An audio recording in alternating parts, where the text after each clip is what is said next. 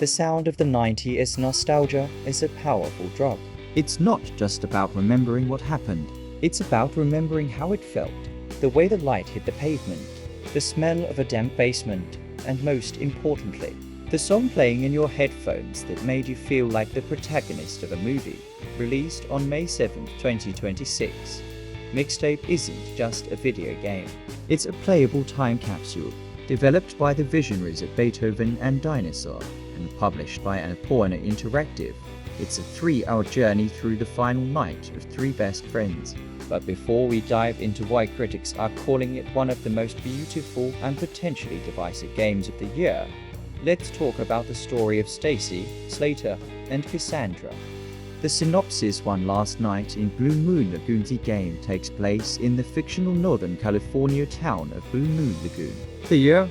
Somewhere between 1985 and 1995. We follow Stacy Rockford, an aspiring music supervisor who is about to ditch her small town for the bright lights of New York City.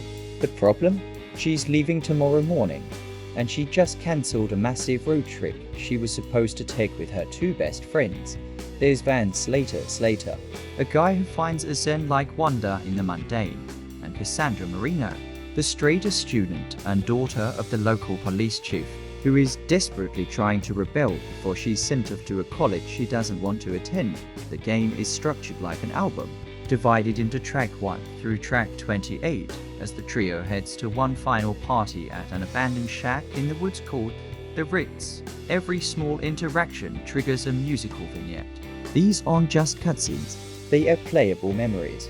You'll find yourself skateboarding down burnt orange hills to the sounds of Diva, slinging rocks across a pond, or navigating the biological awkwardness of a first kiss. The story takes a turn when Cassandra's father discovers their plans, leading to a confrontation that forces Stacy to realize how much her departure is hurting the people she loves. It all culminates at the Ritz, where a misplaced firework causes a literal and metaphorical blaze as the police arrive and the trio says their final goodbyes. The game leaves you with a bittersweet truth. Childhood doesn't end with a bang. It ends with a promise to keep in touch that everyone knows is hard to keep. The architects of the Rock Odyssey. To understand Mixtape, you have to look at the developers, Beethoven and Dinosaur. This is the same Melbourne-based studio that gave us the BAFTA-winning The Artful Escape creative director, Johnny Galvatron, who is actually the lead singer of an Australian rock band called The Galvatrons. Doesn't see music as a background element. To him, music is the religious bedrock of the story. The development of Mixtape was fascinatingly backwards. Usually, developers build a level and then find music to fit it. Here, Johnny started with a colossal playlist of his favorite songs from the Smashing Pumpkins to Joy Division. The team spent months rearranging the tracks until the crescendos and lulls of the music naturally formed the plot points. Using Unreal Engine 5, a team of just 12 people managed to create a unique mixed media art style.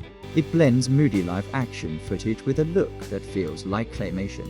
It's purposefully designed to look like channel surfing at 3 a.m. muddying the timeline so it feels like everyone's collective memory of being 17. Masterpiece or movie? The critical verdict so. How did it land with the public? The media response has been nothing short of legendary. IGN gave it a perfect 10 tenths, calling it a soulful journey that creates new memories you feel like you've had for years. VGC gave it 5 stars, praising the way it captures the feeling of being a bored teen on the verge of adulthood. However, the general public has had a more Mixtape reaction. Some love it, some are skipping tracks. The main criticism comes from people who feel the game is too light on mechanics, because there are no fail states or high scores.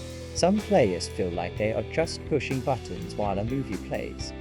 But the community consensus seems to be shifting toward the idea that Mixtape isn't trying to be a challenge, it's trying to be an experience. Like What Remains of Edith Finch, it's about existing in a moment. Whether you love the 90s aesthetic or find it a bit indulgent, there's no denying that Mixtape has set a new standard for how music can be integrated into storytelling. It's a game that understands that while we can't go back to being 17, we can always press play and remember what it felt like. Thanks for watching. And let me know in the comments, what song would be on your life's mixtape?